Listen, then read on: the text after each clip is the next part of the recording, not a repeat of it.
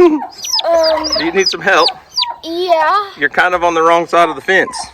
Any fault of Weston, or I don't think he did anything wrong, but it's got to be fixed. And that's a simple fix. And then I'll just have to find a. I really honestly feel like when you live on a farm and you own a farm, most of your day revolves around solving problems.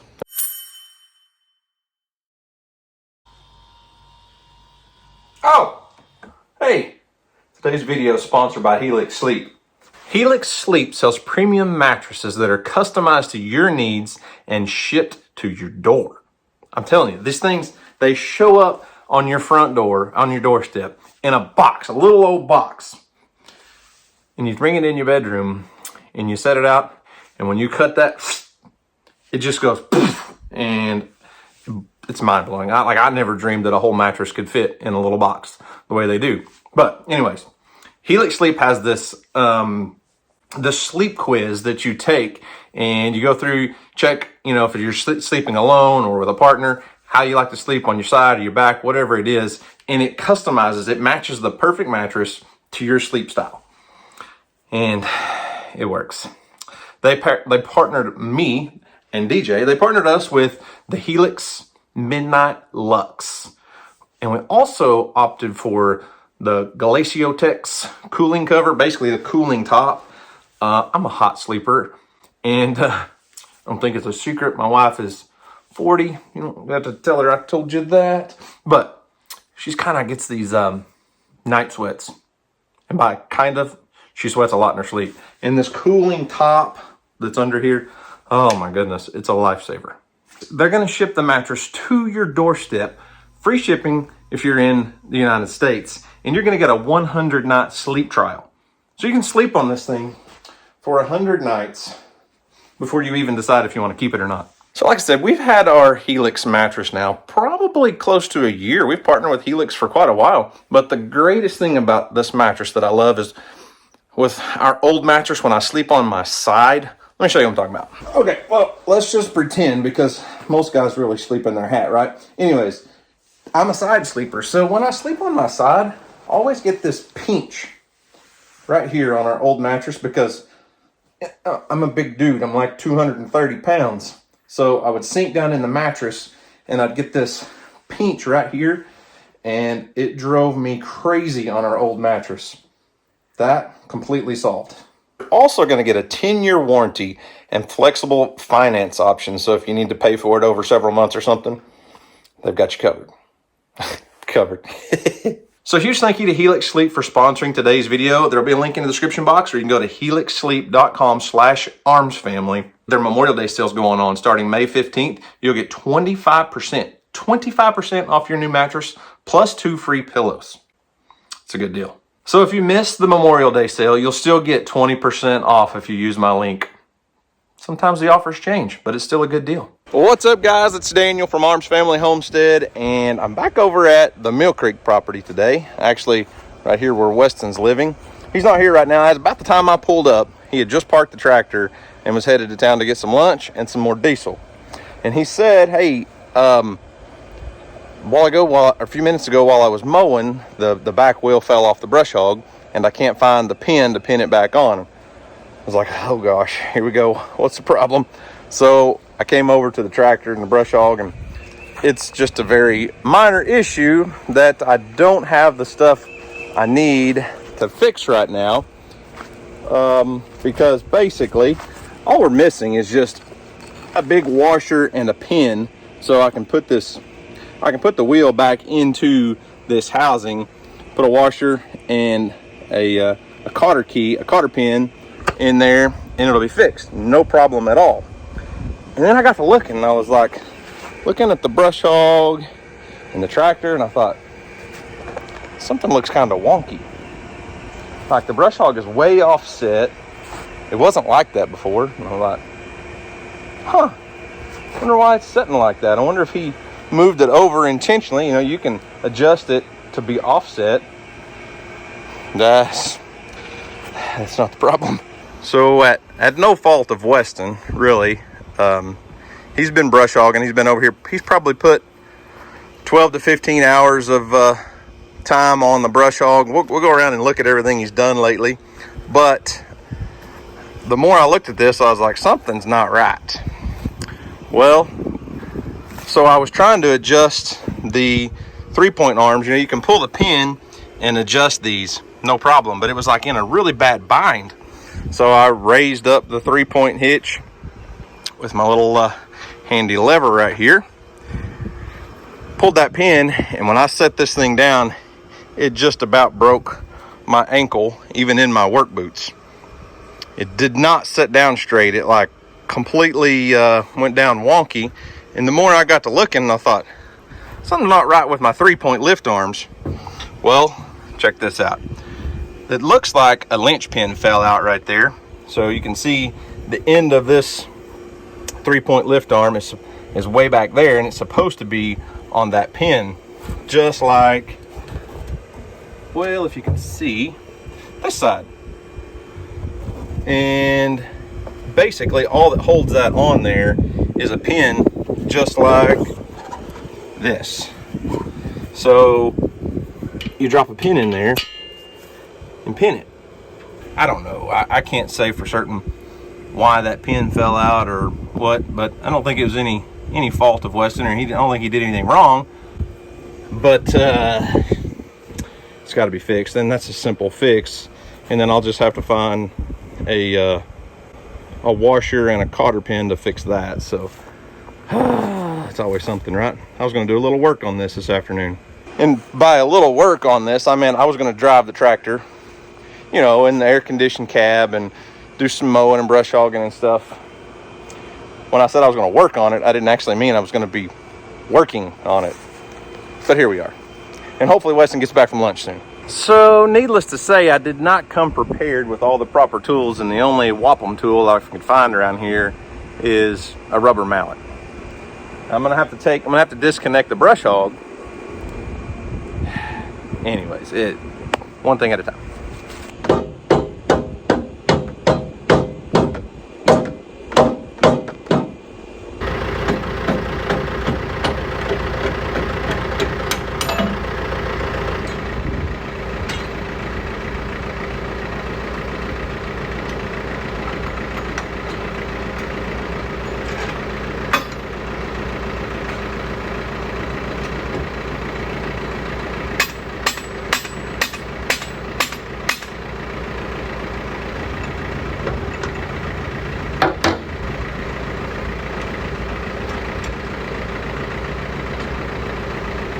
Got her back on. I'll put a pin back in there. And now all we gotta do is hook it back up to the tractor. Hook it back up to the brush hog, and we should be fixed. Well, the next issue is trying to finagle everything, get everything lined up while it's still hooked up to the tractor is next to impossible. So I went ahead, disconnected everything. Like the brush hog's just sitting here, and I'm gonna have to realign the tractor because it was in such a bind and offset, it just wasn't working.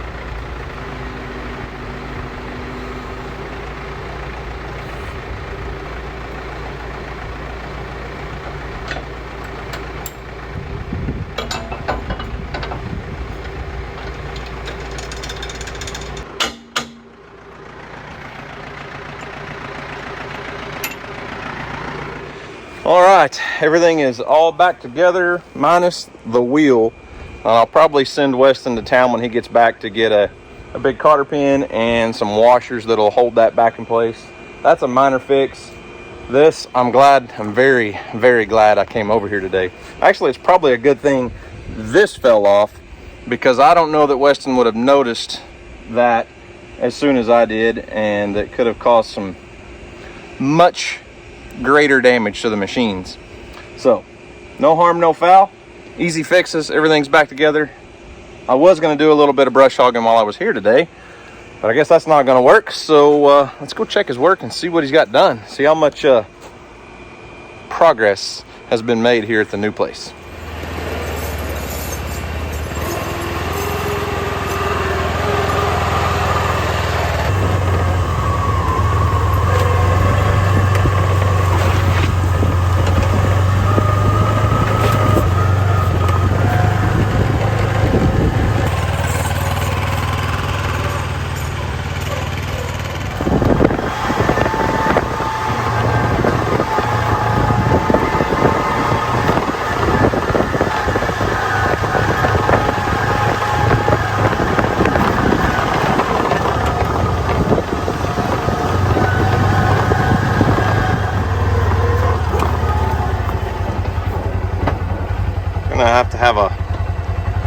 little chit chat with Weston. I'm not sure if he was mowing or plowing. So clearly that brush hog was not adjusted properly, and that lift arm was probably not where it should have been, because he's plowing up ground out here all day today, looks like. So we're gonna have a chit chat with him in a little while. See the difference? This was a spot that had already been mowed a few days ago, and it's not plowed up. The ground's not all tore up, but it looks good. A lot of cedar trees that still need to be removed, but I've got a plan for that real soon. Anyways, back to what I was saying. It all looks really good. I mean, what he's mowing and clearing out and cleaning up looks really, really good. I'm hoping in the next few weeks we'll get over here with the skid steer. I've got some tools, some implements coming for the skid steer to help us get rid of some of the trees and brush and stuff that you can't cut with a brush hog. So hopefully we'll get on that real soon.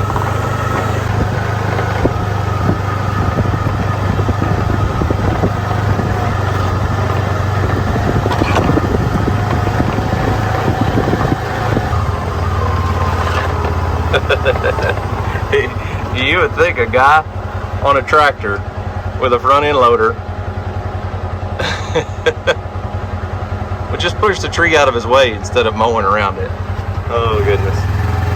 That's okay. I can come do this kind of stuff.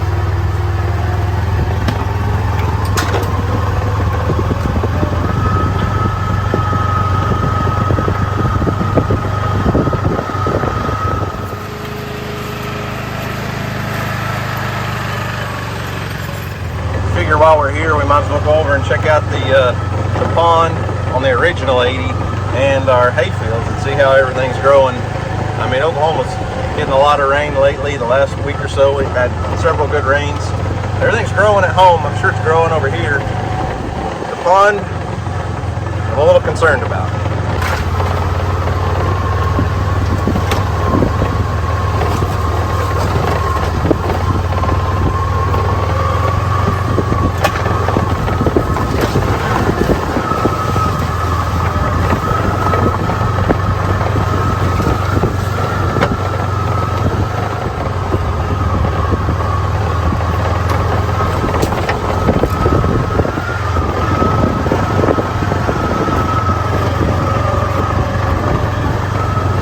How green the pond dam is. I don't know if you guys remember, but back during the winter I came over and threw out a bunch of wheat and oats and just a winter mix, and it is it's growing well, covering the pond dam.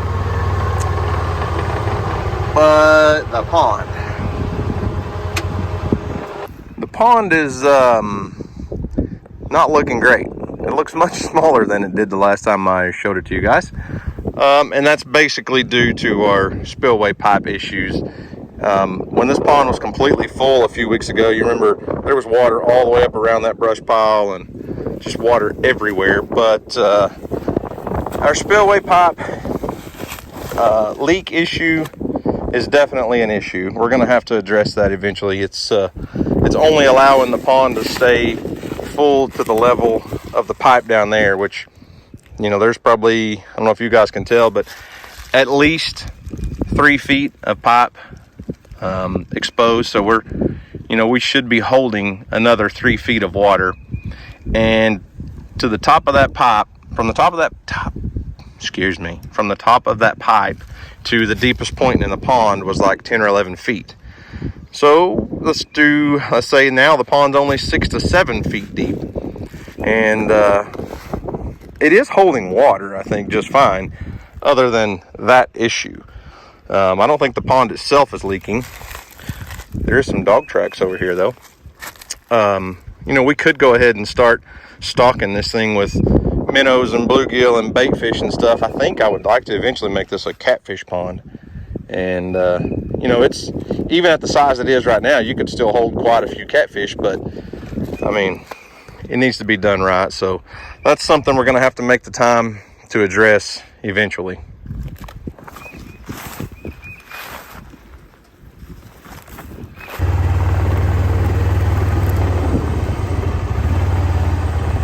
you guys see what I see?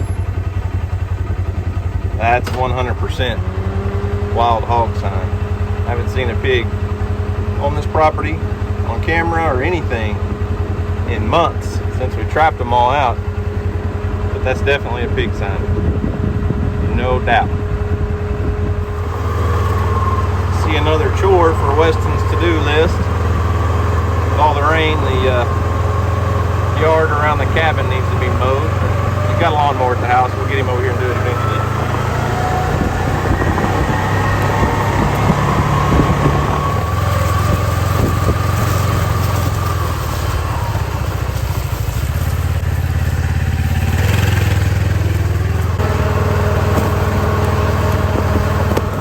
All in all, the pond may not be where we want it to be yet. We can get it there eventually. The hay fields are looking really, really good. And overall, all the mowing and everything that Weston's been doing on the new place looks really good. Other than what he's been plowing up for a little while. Hey, look at this. Where'd he go? Where'd he go? There he is. Armadillo.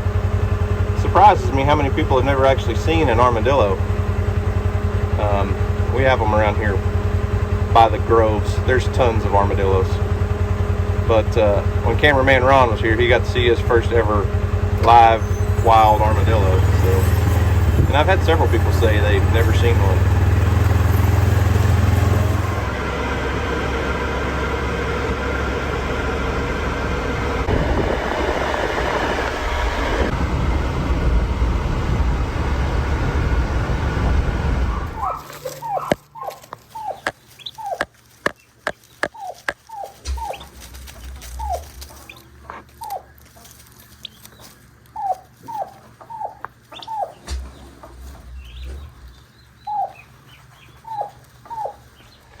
So, made it home from the Mill Creek property. Houston had CrossFit and ran a few errands and stuff, and I came down and I was feeding the animals. I wasn't even videoing. You know, this whole day, it's one of those days of problems and things going wrong and breaking. So you remember we brought home Larry and Linda, the turkeys? Yes. And Linda had 8 babies. And I really did not want to take those babies away from her and put them in a brooder. I mean, I know we could probably raise them all in the shop under a heat lamp in a brooder and they'd be just fine. I really want her to raise them. I'm kind of tired of babies in a brooder for the season. Ready to take a break, honestly. It's time to take a break. Anyways, Linda is doing just fine. The babies have been doing good. They've been here several days now. The problem is the babies are getting out of the stalls and one of them is gone. Babies are getting adventurous, and I came down to feed, and all the babies were just roaming around out here. There was actually 2 in with Larry. Not a good place for baby turkeys to be. And obviously they're big enough to fit through these squares. I guess technically that's a rectangle. And they go out that way, they go out the gates. The problem is when they jump off, they can't get back up. And then they're stuck, separated from their mom. So, we have a couple different options. Houston? We came to a conclusion where we could let them out, but that's just really risky because they've only been here for how many days? I don't know, it's been 4 or 5 days or something. Yeah, but still, like, they could go all the way to the big meadow and then... Excuse you. Yeah, Goose is hissing at us. Yeah. We'll end up seeing her on trail cameras. Well, I don't know that she'll take off. I think if we let her out, she could keep up with the babies. Keep them all, together. We would just have to keep him in here a lot longer because he can do some stuff to those babies. Right, so the goal is to keep Larry from killing the babies because he constantly wants to mate with Linda. So, we can either turn Linda loose, turn her out, let her go, and hope for the best. Or, what's our second option? We could switch these turkeys' pens. And this pen has 4 boarded walls. Right, so all we would have to do is block off These two. the gates. Look, that one just came through that other one over there. Yep. The babies, And then, I don't know if you guys can see them or not, but hang on. The babies get out. So there's one all the way over here. What are you doing? That's a terrible place to be. So my thoughts, our safest bet is to move the mama and the babies into this stall, and we can put a board or something in front of those 2 doors, and they won't get out. Yeah, until they can be to where they can jump. Right. So, Larry, it's time to move again, buddy. You ready to move? I think what I'll do is just open the gate and put him out there like I did the other day. You want to go outside? Guess what? It's happening. There you go. Back up. Out you go, Larry. Don't get in a hurry now. You just move at your own pace, sir. You stay there for a minute. Now we can go over there and get Linda, but I think before we do, we should probably find a couple boards Yeah, let's go grab a couple of boards. to block these entrances. They Or exits. Yeah. Entrances. Let's just go. The babies are using them for exits. Yeah. Hey, actually, don't even need a board, right? I see a perfect thing to put there to block babies.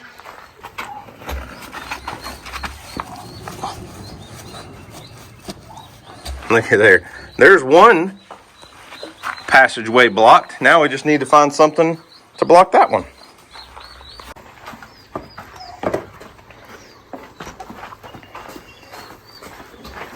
Hopefully that's long enough. I think it will be. We may have to get something to put up against it. Here, back up just a little bit. Let me move some of these shavings out of the way.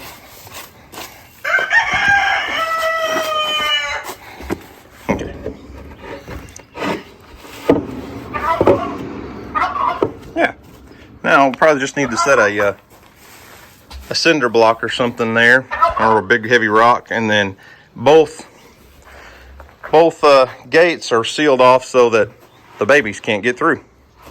Now the fun part's going to be, first off, catching Linda. Yeah. The hard part is catching all the babies because they scatter. So I wonder if most of them are back in, I think. 1, 2, 3, 4, 5. Oh, we still got a couple out we're going to have to find. Nobody's under there. Are they out there? Yeah. Oh, yep. Hey, you guys. I'll try to catch them. That's a dangerous world out there.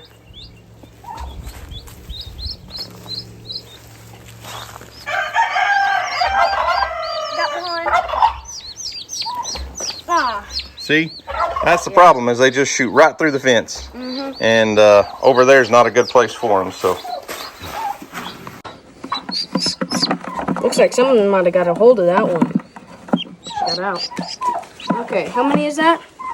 That is 5. And so we're already down to 7, okay? So we just got to find 2 more. They're right here. Are they? Okay. Hold on. And they're going right there. All right. I'll go around. Bear, please don't eat the baby chicks, okay?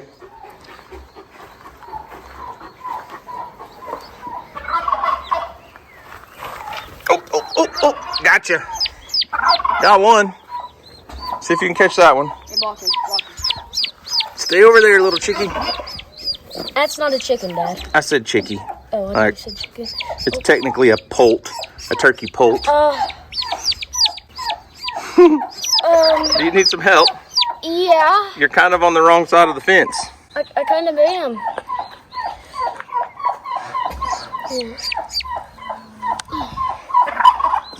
There we go.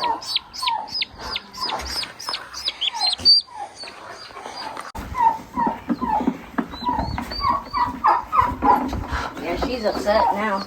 Here, just dump the bucket. They'll all come out. Come on. All right, Houston, I'll video if you want to go catch her. I'm good. I'm honestly good. What? Okay, fine. Here. I'm sorry if I'm a little shaky. Come on. Don't be scared. Gotta shut the gate. Because she might get a little rambunctious. She doesn't know where her babies are right now.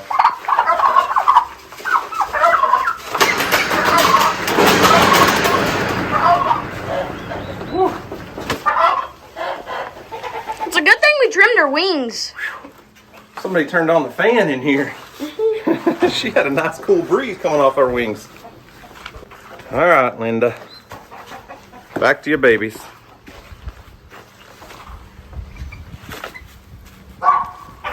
Now we gotta move Larry. Oh, he'll be easy. Larry won't be a problem. Famous last words, right? Now they should be able to not get out. That means that he was stressed more. Well, calm turkeys' heads just change color with their mood and how they're feeling, and It just did. yep, it went from blue to red. You see that? That's pretty cool. How you feeling, buddy? Feeling like you're a big tough guy, aren't you? But when you touch his head, then you realize that he's about 200 degrees. That's a big old beard you got, though. Did you know that? If only we could find a wild turkey your size around here. All right, Larry. Larry Bird. Houston, you'd never even get that joke. That's funny. I'm gonna call him Larry Bird. Larry Bird, Houston, was a very famous basketball player when I was a kid, and he was like one of the only white guys that was like big time in the NBA, dunking the ball and everything.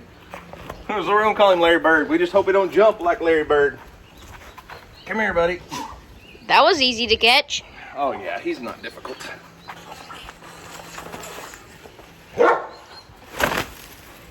Hey, Larry. What's up? Can you gobble for us? No? Nice backside. Good boy, Larry. So I really do feel like we could probably leave this gate open for Larry. I just don't think he's in a flying kind of guy right now. But we're gonna go ahead and keep him locked up for a few more days. Just in case. I mean, it's only a 5-foot tall fence out here. So I think we'll go ahead and leave him cooped up in this for a few more days. Just the main thing is I want him to know that this is his new home, and it's not okay to leave and try to go find his previous home. But I think he'll fit in around here real nice. Maybe he can keep that crazy gray goose calm. You think? Guys, we have a situation. I hit a growth spurt.